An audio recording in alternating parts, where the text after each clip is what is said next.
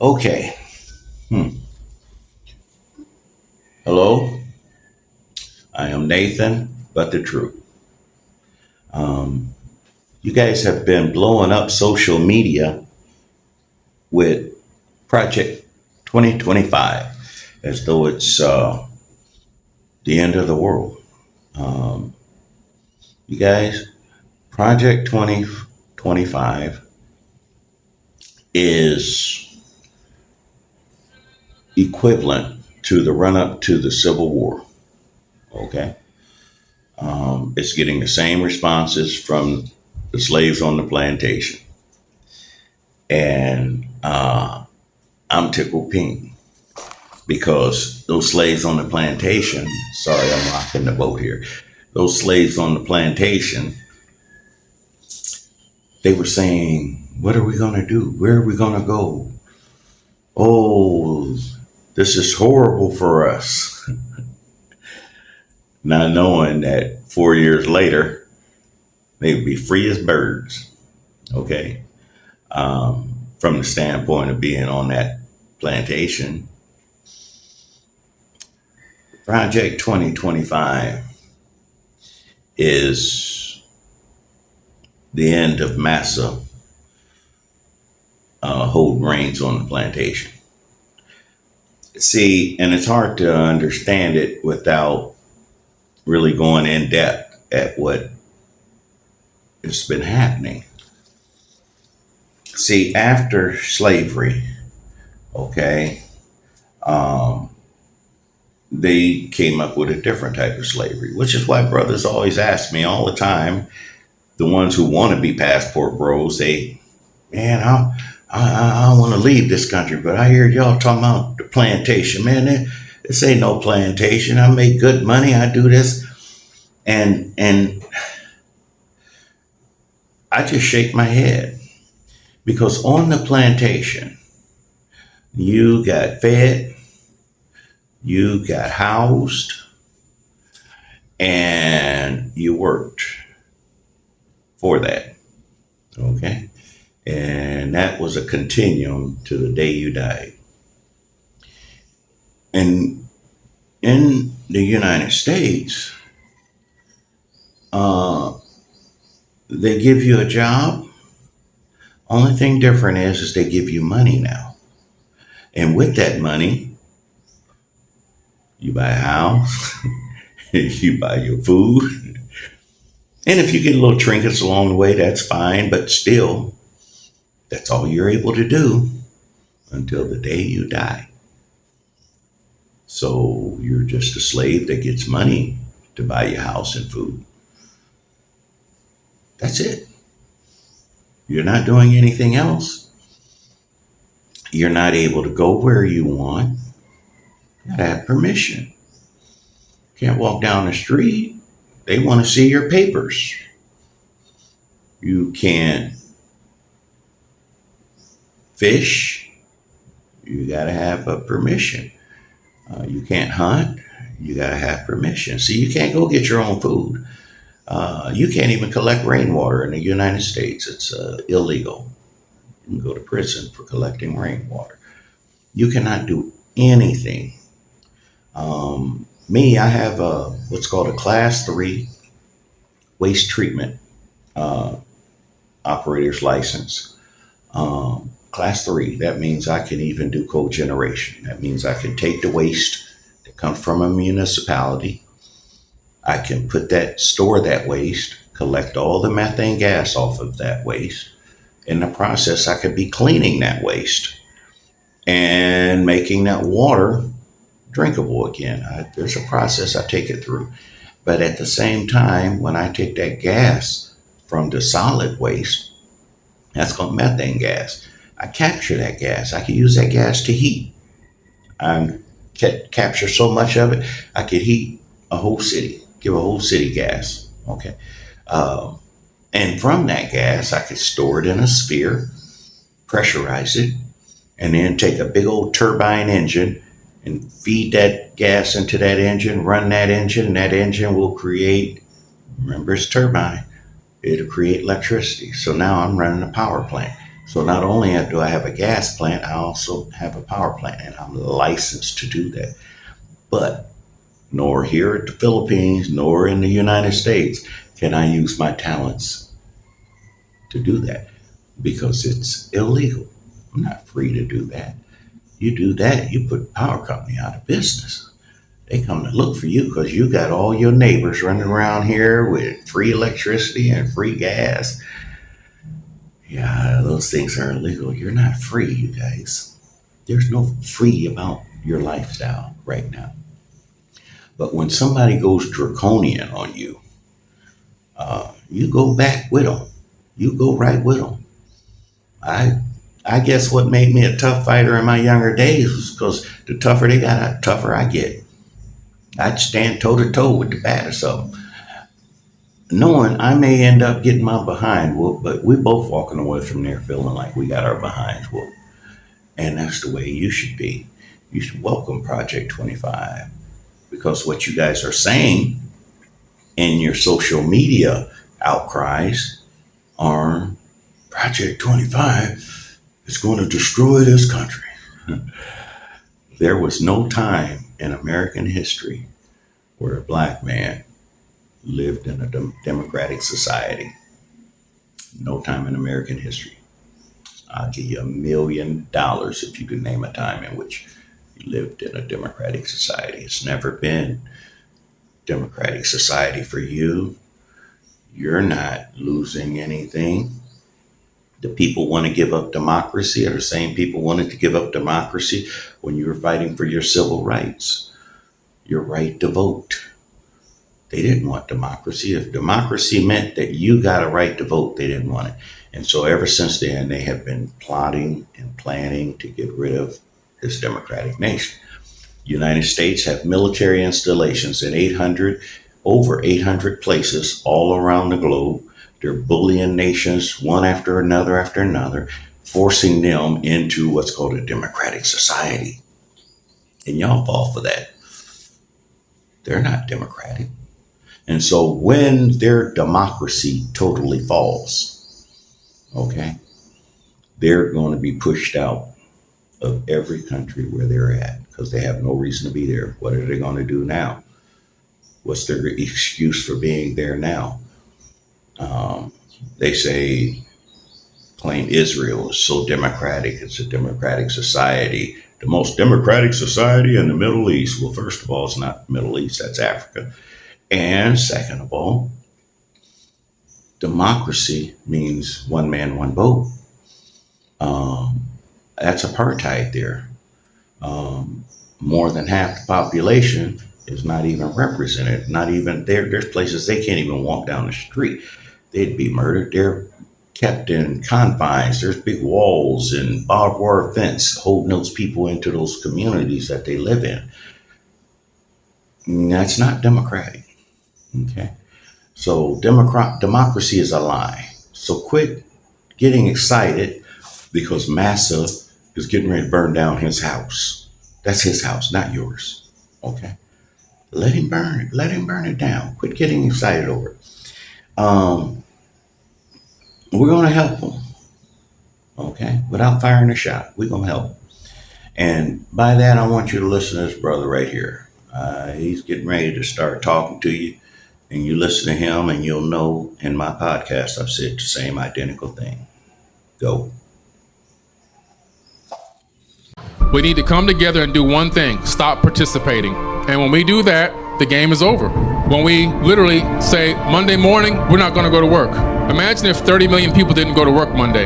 Imagine if 30 million people didn't buy gas on Monday. Imagine if 30 million people went to the bank on Monday and said, I want to withdraw all my money. They can't even give it to all 30 million because only 15% of the cash is available on hand at any given time. The rest is fake zeros and ones. That would collapse the banking system in one day. You see the power in that? You have the power. Well, we all have the power, but what's keeping us back from doing this? Fear. Oh my God, if I don't go to work, I'm going to get fired. And if they don't participate in it, and I'm the only one that doesn't show up for work, I'm going to lose out and I'm not going to be able to pay my rent. I'm not going to be able to make my car payment and so forth and so on. You see the trap they have us in? They have us in this system where we're afraid to work together. Man, we're brothers. We should be, link up. Let's do this together. That's right. Okay. Now, understand, uh, I keep talking about currency as their Achilles heel. Okay. I'm going to bring it home to you so you can understand. All right. I play a game, several games on Facebook because they're free and they ain't no money out of my pocket. They're gambling games. Okay. You win all kinds of, they call them coins or money. And I tell you what, one day I am a trillionaire and I'll be betting billions and billions. And then I'm out a whole lot of coins. But the next day they refill my coffer with more coins and I could go back to gambling. Okay, just give me as much as they want. And I can go right back to gambling on that little game. And that game is so fun, you guys. It's addictive, actually. A lot of people play it, I'm sure. Um, and when you're in that cycle of playing it, you're getting all these coins.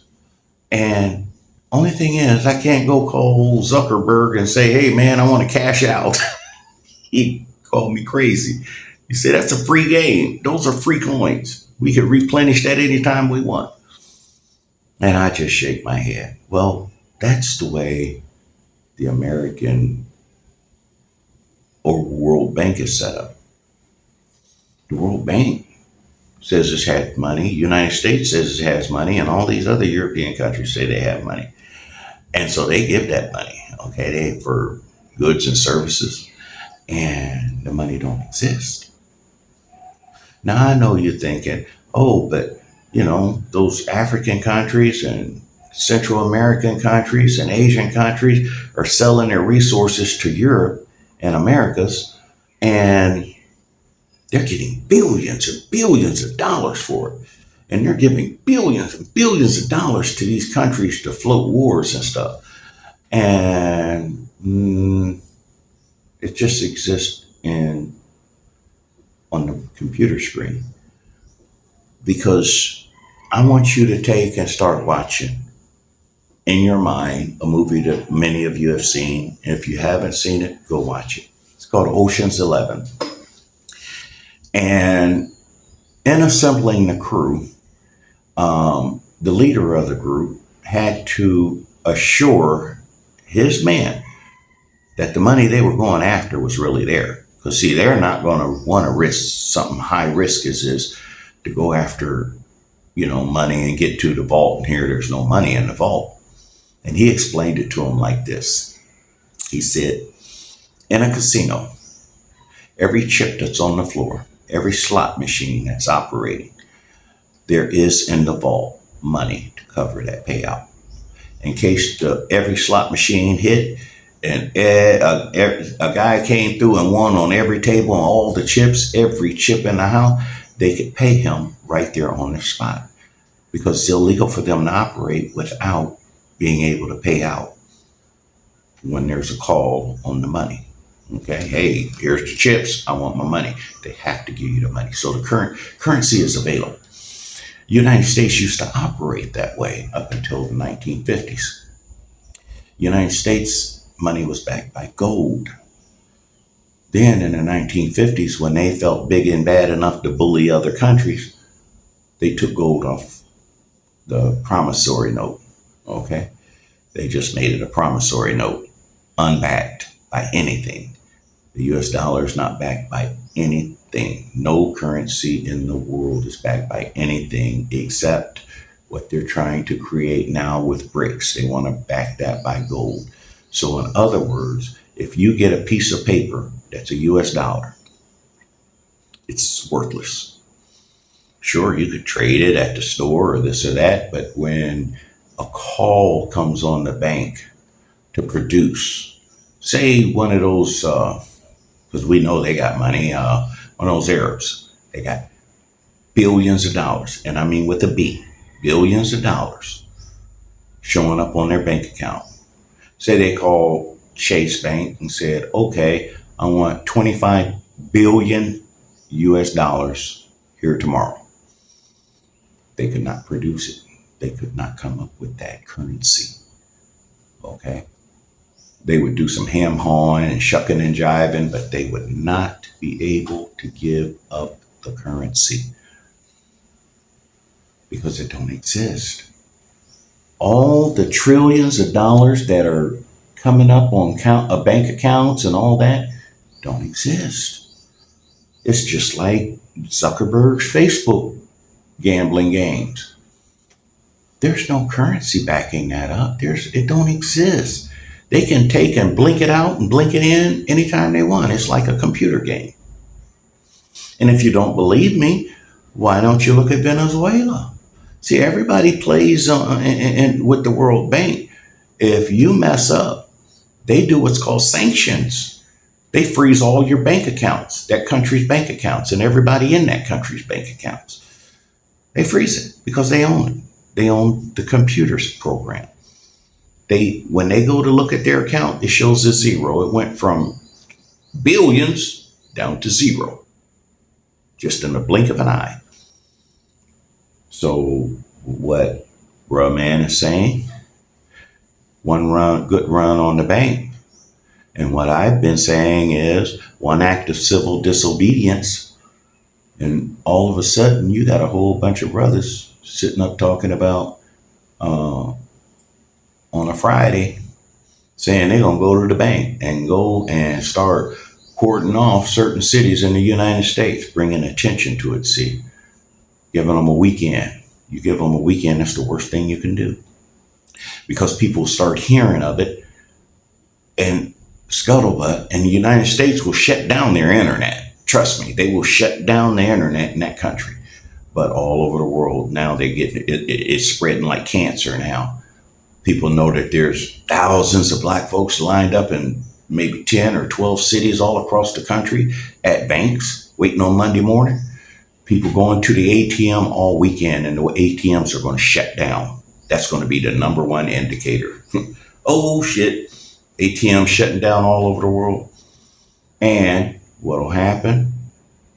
Asia, Taiwan will get it first, okay? Because they're 12 hours ahead of you, and they will get it first. And when you see them bottom out, that's it. It's a domino effect. Because there's a run on the banks now all over the world. Everybody's wanting money, and the money don't exist. The World Bank collapses, you guys. There's who they gonna fight. They done picked with everybody, all right? Countries that rely on the US dollar is gonna have uprisings like crazy, okay? You're not gonna be able to stop them. They're going to overrun your police, all your so-called security forces, your military. Can't keep them off that president or prince or king or whoever's in charge. Because that many people, you're talking about millions of people. See, it's a glorious thing. You should want Project 2025. You become free and free to set up your own government. Okay, so I'm going to keep at it, and I'm going to keep breaking it down to you so that you can understand, and overstand. It's so easy. A caveman can do it because the caveman did do it. You think this will be a first reset for society? Oh, there's been many a resets. Education. When I was in school, I learned that the greatest mathematicians was in Egypt and the region we call Mexico. Them guys communicated with each other. How the hell they do that? Okay. And then there was this big reset. Pyramids used to be big power plants, sort of like what you guys see with these nuclear power plants, but only even more mightier. Okay. So they traveled, they did things, and then there was some great reset that dummied down everybody. You might be in store for that, all right? But whether you are or whether you aren't, be prepared to welcome the collapse of global white supremacy, because it's never served you well, whether you're white or black. So, I want to leave you with that, and I'll come back and be a little more clear with some of the other things I need to tell you about. I am Nathan Robinson, and I am back white.